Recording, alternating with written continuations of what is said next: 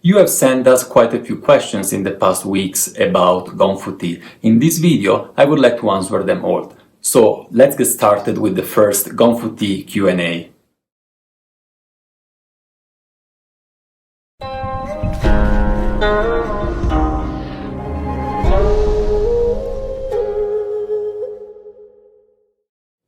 Hi guys, this is Gabriele from nannuoshan, where we share the pleasure of discovering and drinking genuine farm tea. And it's about genuine farm tea that I want to speak today, and in particular the way you brew it. If you're new here in our channel and you're also looking to expand your tea knowledge and brewing skills, then make sure to click that subscribe button. I have my question here, or better your question. The first one goes like that. When and why tea should be brewed without a lid, like I'm doing right now? So, in my opinion, green tea is better without a lid. And this is the only tea that I brew without a lid. There are, how to say, I have thought a lot of time, which is the reason why actually it tastes better without the lid. And I really tried in a guy one with and without at the same time, and there is always a difference. I have a hard time in giving me a justification, but at least I have some ideas why this happened. And now you know that when you leave the lid off and you put hot water, water will cool down relatively quickly. So at the beginning it is hot and it gets the substances out of the leaves, and after a little while when it cools down, the steeping is also slower. So in that way the steeping is a little bit more indulgent and allows mistakes, so it's a little bit more difficult to oversteep. Of course, there are other aspects that are influenced by the lid. If you don't have a lid, also the heat convection within the vessel is different, and also you don't get any vapor between the lid and the water.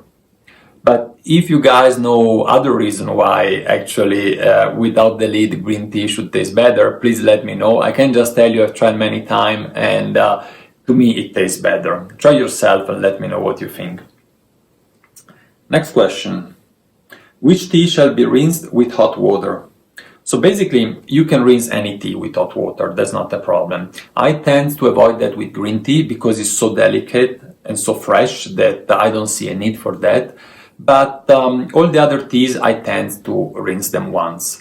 Now it's not compulsory, and I like from time to time to change that rule, in particular with very top-notch high quality tea where I don't want to miss nothing, then I wouldn't rinse them at all. I certainly do that with aged tea and fermented tea like heicha. Next question. This rinsing, is it for cleaning or to soften and prepare the tea leaves?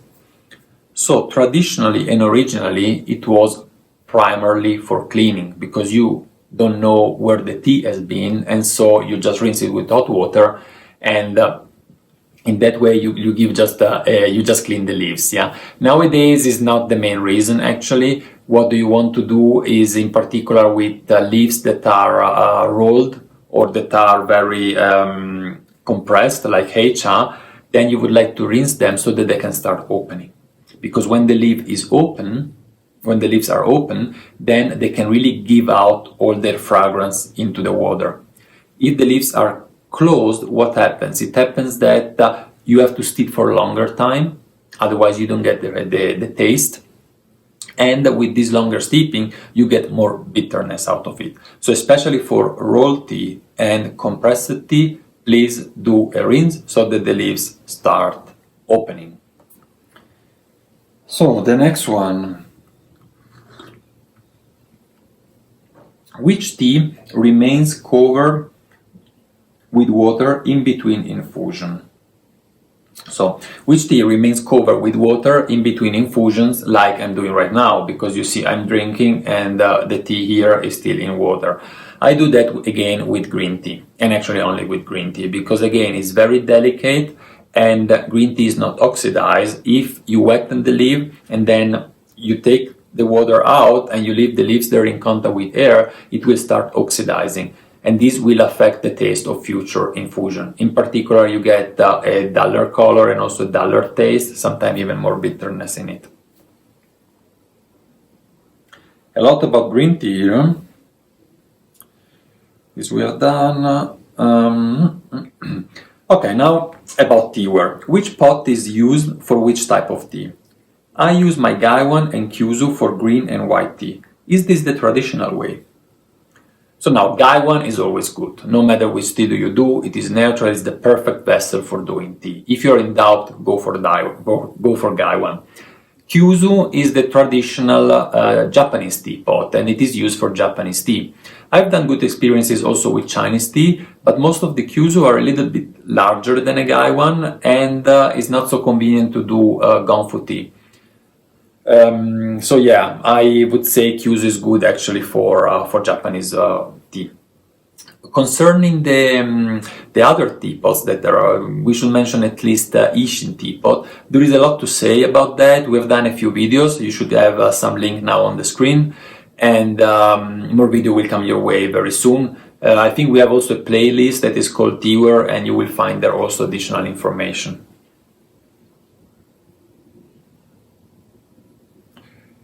So the next and last is a little bit long. I read it. So, I have read that with some teas you can steep the tea in little water so that the water saturates quickly. And then the tea is diluted just before drinking. So next steeping will be less bitter, because less bitter substances were dissolved during the first steeping. With which tea does that make sense? So I don't know if you could follow, this was actually a question in German and I just translated in English. Maybe my translation was not so good.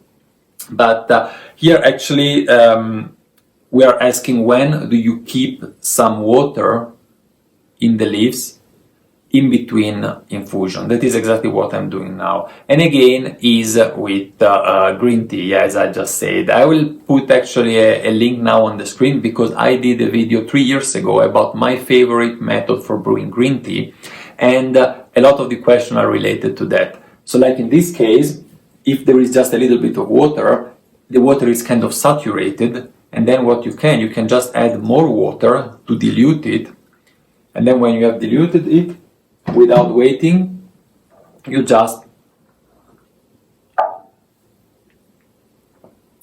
pour it out. And this way you have less bitterness in the green tea, and at the same time, what I wanted to say, you have less bitterness, and at the same time you basically can keep the tea. So you can have like a video like now, 10 minutes long, and you still continue drinking green tea. While if the water is completely empty, then as said, you start this oxidation process and the tea is no more good. Alright, that's the end. You have sent all these questions to us per email. So please, if you have any question while watching our videos, please go ahead and write it in the comments just below, so that also other viewers that have the same question will read the answer. Don't be afraid of that. No question is stupid, and the one that I received so far are actually quite technical and complex indeed. Alright, I hope you enjoyed watching this video, and if this is the case, give us a thumbs up. And if you're new here in our channel, go ahead and click that subscribe button, and more video will come your way very soon.